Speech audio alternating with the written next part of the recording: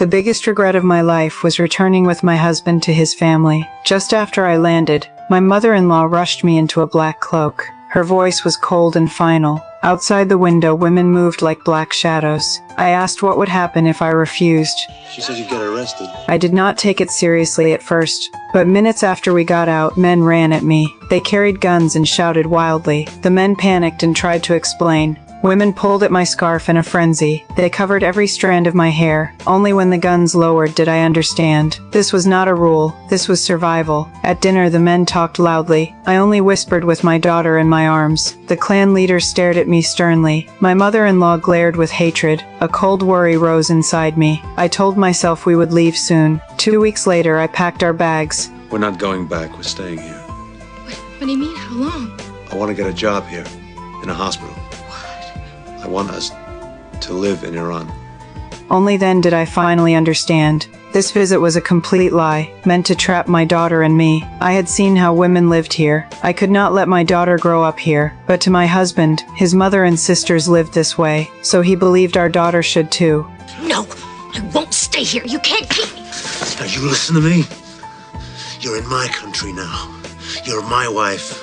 You do as I say, you understand me? He was kind for 7 years in America. Back home, he stopped pretending. I was still confused and helpless. I complained to his family for justice. I begged for understanding and fairness. They answered with endless blame. The men said I must obey my husband. The women blamed him for weak discipline. I faced a family beyond saving. I felt a despair I had never known. I left in tears with my daughter, but I refused to accept my fate. When they slept, I slipped out alone. I carried my daughter into the night. I ran to the American office. I saw staff with my own skin color. Hope flared inside my chest again. I poured out my story in panic. Then they told me the cruel truth. Marrying an Iranian made me Iranian too. Without his written consent, I cannot leave. They said my daughter is not mine here. They said many American women suffer this. I had no one in Iran to help, so I returned to that house. My mother-in-law dragged my daughter away. My husband ignored every explanation I gave. He believed fists make wives obedient.